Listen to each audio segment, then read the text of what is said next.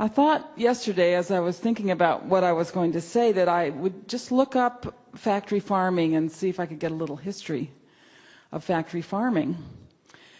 And the thing that shocked me when I did look this up was how recent this is.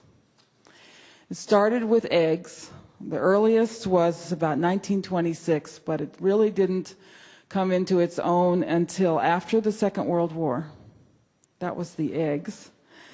They came first. 1973 was when government subsidies for corn began. That's when McDonald's got going. A big influence on this was the introduction of chicken McNuggets. And McDonald's needed a lot of white meat. And that's when the big push for putting the meat birds into confinement began. And a special kind of meat bird with very large breasts, or as they say in the South, lots of white meat. So that was a big pusher. One of the things I learned looking this up was that a very important component of confinement agriculture was vitamins. They couldn't do this until they figured out they had to give these animals vitamins. So a lot of synthetic vitamins. These are mostly made in China today. And then, of course, antibiotics. They couldn't crowd all these animals together without antibiotics. And then they learned that the antibiotics, even if the animals didn't need them for disease prevention, the antibiotics would help them grow rapidly. So in this confinement system, we not only have taken the animals off the land, but we have developed a system to make them grow very quickly, sometimes in half the time that they would grow out of doors. So it was chickens, it was eggs. The egg came before the chickens. So the eggs, and then the chickens and beef. The hogs did not come in until the 1980s. I was so surprised to read that. I thought it had been much longer. And the hog confinement was developed by someone named Wendell Murphy, a senator from North Carolina, who got legislation passed to make it very favorable to put these hogs in confinement.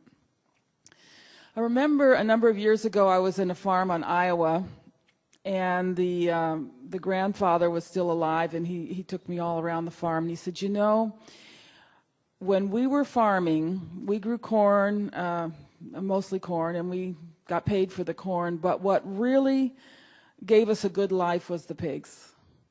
And all of us raised, 50 pigs, and they went to the butcher at around Christmas time, and there was a butcher right in the town, and that was the extra for us. That paid for the Christmas presents, that paid for the upkeep of the house, that paid for special things for the children. It was the hogs that made farming worth it for us. And the confinement system took that away from all farmers. I think about 97% of all hogs now are raised in confinement. So what happened was in each of these animals, eggs, chickens, beef, and we mustn't forget the dairy cows, which were a little bit slower to be consolidated, but eventually have been. And beef, and then hogs. In each of these animals, they are controlled by 3 to 5 companies. So confinement agriculture has really affected the economics of rural life and impoverished millions of farmers. So, you think this is a big capitalist corporate system, right? But it actually fulfills the Marxist dream. Marx wrote and really promoted the industrialization of agriculture and preached that animals should be units of production. So they're no longer sacred. So this whole corporatization of farming actually pushed everything into the Marxist ideal. And I think a lot of people who work in agriculture who promote this system as being necessary to feed the world or whatever else they think about it, would be shocked to learn that what they're actually promoting is the Marxist ideal. So along comes managed grazing, and this is another thing I think we need to realize. Managed grazing is new. In ancient times, you had shepherds. That was managed grazing. But when you started to enclose the land, you no longer had shepherds. We didn't understand this notion of keeping the animals moving all the time. So basically what you ended up with is continuous grazing with a lot of degradation of the landscape, as we know, and not very good for the grass. So the real, it's just like a huge step. It's like the invention of the airplane or the computer or something. Managed grazing just changes everything about how we think that we should be doing things. And it's true science, because it's a science that's looked at nature and figured out how nature would work, figured out why nature works this way and why it is so important, and then has figured out how to imitate it. And of course, the number one tool for us is movable electric fencing. I'm very proud to say that my husband's grandfather was the first farmer in New Zealand to use electric fencing. Isn't that neat? So we like to talk about splendor from the grass. So we get splendid landscapes. We get the restoration of areas that have become desert. It's just such a powerful image for people to see these before and after photos. Get splendid animals. Hopefully, we will restore a splendid rural economy from managed grazing. But we also like, at the Weston A. Price Foundation, to talk about splendid people. Because our view is possibly a little different from the view of people who've come to this from other directions, and we all come to this from different directions. But what did Weston Price discover about traditional cultures? So he traveled all over the world.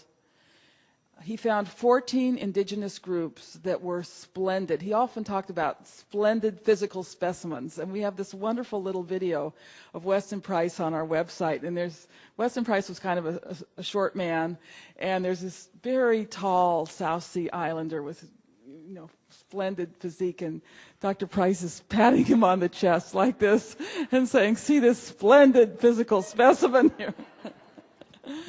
But he was in awe of what he found in these cultures, just beautiful people, broad faces, high cheekbones, great beauty, great physical attractiveness, and of course the straight teeth, freedom from tooth decay, and freedom from dental deformity. So none of these people needed braces. They had the physical development of their bodies, including the face, allowed the perfect development of the teeth.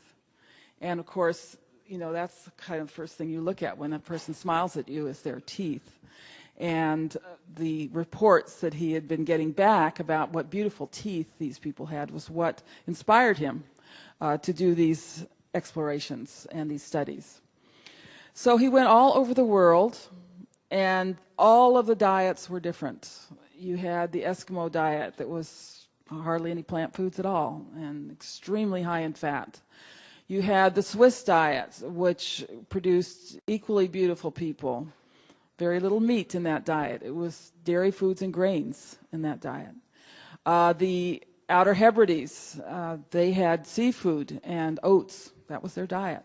But they were splendid people, beautiful, straight teeth, freedom from disease, no tuberculosis. Then in the South Seas, we had diets based on fish and pigs and a lot of plant foods, including tubers like cassava. So he found this all over the world. And, people wanted him, what did you learn from this? What's a healthy diet? And all of these diets were very different. What he did, though, he did answer the question, what is a healthy diet? And the answer is summed up in 2 words, nutrient dense. Very high, these diets, he analyzed the foods that he took back to his laboratory. These diets were very high in minerals, very high in vitamin C and B vitamins. But the real shocking, surprising thing was how high these diets were in what he called the fat-soluble activators, vitamins A, D, and K. Now, they got these from different places, but some cultures got their A, D, and K from insects.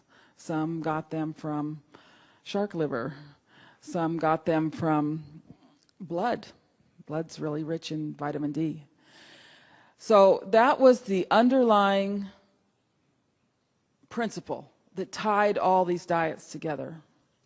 And he showed how these vitamins A, D, and K are the necessary vitamins to build those splendid specimens, those beautiful, well-built bodies, a strong bones, straight back, and wide faces, high cheekbones, and straight teeth. And that's what the Weston A. Price Foundation was set up to do, to further his research, to show the scientific validation of these traditional foodways. And we've done that over the years with the many articles that have appeared in our journal and now are posted on our website. One of the most exciting things that we have discovered is the role of vitamin K in bone development. Vitamin K is what prevents the growth plates from sealing over too soon. So the bones grow long and you get tall people, the bones grow strong. And the facial bones, there's a growth plate on either side of the face, and that will grow wide if there's plenty of vitamin K in the diet. And vitamin K cannot work without vitamins A and D, so they all work together. So where do we get these vitamins A, D, and K? We don't get them from plant foods. There's very little in meat. There's a little, but not a lot in meat. We basically get them from three sources. One is certain types of seafood, especially the livers of fish, things like fish eggs. We get them from organ meats, liver, all the different organ meats of the different animals, birds, fish, cows, pigs, and we get them from fat. So one of the big challenges for us is to show people that fats are not bad, animal fats are not bad, and that saturated fat is not your enemy. It plays many important roles in the body, and we don't need to be afraid of these fats. I was very interested in the remarks last night that the pastured eggs, no problem selling them. Now, on our farm, we cannot keep pastured eggs in our store. They just fly out the store, and no matter how much we charge for them, they sell. Pastured chicken, easy to sell. Pastured pork, very easy to sell. Our pastured pork gets really fat. I mean, the fat on our pork chops is about 2 inches wide, so that's easy. People like it. The beef is the tough sell, and that's what the gal was saying last night. When all this movement started for grass-fed beef, my colleague Mary Enig and I were really quite dismayed because the beef was being sold as being good for us because it was lean. Okay, and when you look at what traditional people did, they never ate lean meat. That was the cardinal rule. In Australia, when they hunted an animal, if that animal was too lean, it was called rubbish, and it was thrown away. I read a wonderful article recently about Australian Aboriginal people hunting turtles. And in the daytime, they could tell if the turtle was fat inside by the folds of flesh on the turtle's front arm. But they also hunted the turtles at night, and when the turtles came out of the water, they needed to know whether these turtles were fat, because they didn't want to kill a skinny turtle or a lean turtle. How did they know? They smelled the breath of the turtle, and they could tell by the breath of the turtle if the turtle was fat. Kind of neat. So I think the big challenge for those of you involved in holistic management is getting some fat on these animals, because there will be a lot more consumer acceptance if the beef has got some fat in it. It just tastes better. And you do this with your breeds, you do this with your grasslands, developing your grasslands. And I hope I am not going to have you kick me out of the room when I say this, but I would consider a very short period of some grain finishing at the end. to really get a good price for your beef. Just a very short period. After all, the fatted calf was the meal that was served to the prodigal son, okay, when he came home. It was like the best piece of food that you could give to someone. The best piece of food served at the greatest celebration when the prodigal son comes home. That was the fatted calf. So, I think you need to understand the good things about your beef and about the fat in the beef. We are starting to do studies on the vitamins in beef fat. We already did vitamin K, and sure enough, there was more vitamin K in the grass-fed beef fat. That's a real selling point. We already know that there's more vitamin E in the grass-fed beef fat. A and D, we're going to get the results back fairly soon, but I can predict that there'll be more A and D in the grass-fed beef fat. These are things that you can say to your customers. These are the critical fat-soluble vitamins that you need for growth and development, protection against cavities, even protection against heart disease. There's another very interesting fat in fatty acid or nutrient, let me say, in grass-fed beef, and that is arachidonic acid. It's in the fat. Arachidonic acid has been demonized, just like cholesterol and saturated fat, but is a critical nutrient for many things in the body. And then, of course, there's the omega-3s, and the omega-3s are higher in the grass-fed beef. There's not a lot of omega-3 in any kind of beef fat, but they definitely are higher, and the ratio is better in grass-fed beef. But the point is, all of these things are in the fat. The A, the D, the K, the arachidonic acid, the omega-3s, they're all in the fat. To get the benefits from grass-fed beef, you mostly have to eat the fat. And I think that's the big challenge now for all of you involved in holistic management. Let's get these animals fat. The American Indian, and I know people say, well, if you kill game, it's lean meat. But the American Indians hunted animals selectively. They hunted the older animals. An older buffalo or elk or whatever would have a big slab of fat that had built up over time on the back. And, of course, a lot of fat around the kidneys. There would be about 100 pounds of fat in a grass-fed animal. And that's what they wanted. When they killed an animal, the first thing they did was eat the brain, the tongue, the liver, and the marrow, the fattiest organs. How do we know that? Anthropologists looking through the bone heaps, the trash heaps, they always find a very distinguishing axe mark right up at the back of the skull. And that's where they opened up the skull to get the brains. The femur is in splinters in these piles because they opened it up to get the marrow. So they were eating the fattiest part first. We know that they saved all the adipose fat. They rendered it and saved it. Typical meal was pemmican. It was a travel food for them. That was the meat that had been powdered and dried and pounded. That was put in a leather bag, and then they poured the fat into the bag and sewed it up. That's pemmican. It was about 80% of the calories in pemmican were from fat. So that's my message to you. We're all working together to really restore the earth. We're the prodigal sons coming home, right? We've engaged in all this terrible kinds of agriculture, and all of us, share the guilt in this, buying McDonald's hamburgers or eating chicken McNuggets. So now we're the prodigal sons coming home. We are doing managed grazing to create splendid landscapes, splendid animals. We are restoring our local economies, and let's create splendid people by enjoying great, big, juicy, fatty, grass-fed steak. Thank you.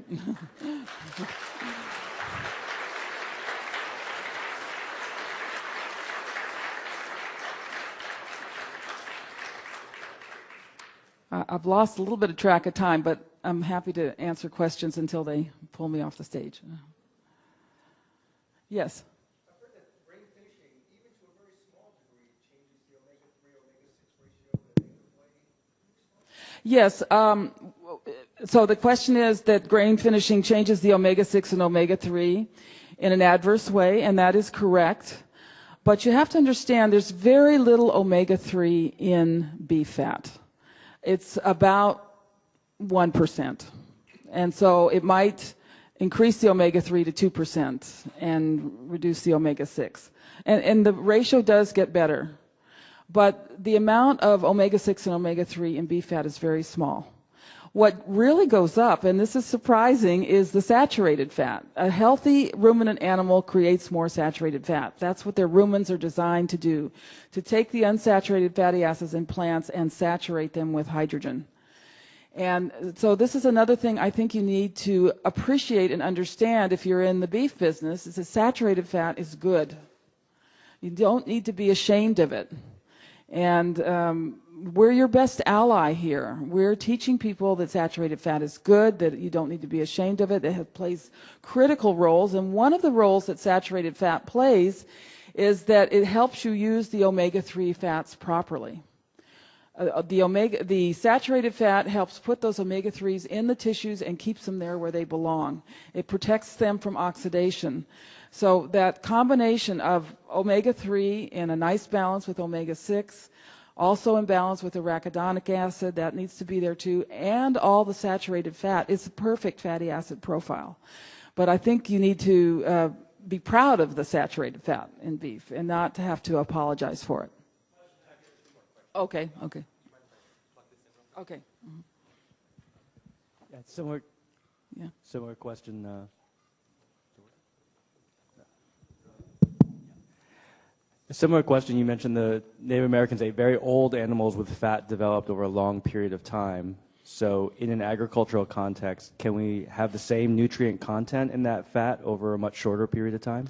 Oh, that's a really great question. It's something we'd be happy to look at. If you want to send us some fat from an old animal and a young animal, we'd love to look at that. So I don't know the answer. But. Yes, good morning. Thank you. I'm curious about your marbling. We have been finishing animals on grass for 12 years, and our marbling is exceptional, and I don't know if it's where we live or not, but I don't see any reason at all for grain to have an exceptional, delicious, rich steak without putting any grain on it. That's fantastic. Would you please advertise in our journal? Maybe even write an article for us. We want to know what's the best way to get that marbling. And to me, that is the best thing about beef. That's why beef is such a fantastic meat, because it does marble. And you get fat all the way through the meat. It makes for delicious, tender meat. We're not getting that in Southern Maryland. We're getting extremely lean meat. So I'm very interested in what your grasses are like, what your soil is like. We're high mountain, so we're high in TDNs. We're high in protein. It's it's beautiful high mountain pastures. But the other part is it takes longer. You're looking at close to 2 years before that animal's finished. You can't finish it in the 12 months, 14 months. We found that it has to be 18 to about 24 months. Okay. Could you write an article for us, how to get a marbling in grass-fed meat, please? Okay, thank you. Okay. Thank you very much. Yeah, hello. Can you say something about CLA, conjugated lineage? CLA? Yeah. Okay. Most of the studies out there tell you that there's more CLA in grass-fed meat. And the CLA is an anti-cancer substance, very, very good thing to have in our diets. I have to tell you that we analyzed some grass-fed and grain-fed beef, and we didn't find any difference. They were the same. I don't know if that's because of what they're now feeding. Maybe they're feeding something to putting in the grains. Maybe they're putting some flax oil or something in the grains but we didn't find any difference. So, yeah, I have to tell you what we found. All right. And we're only one study out of many that did show a big difference. So, okay, thank you.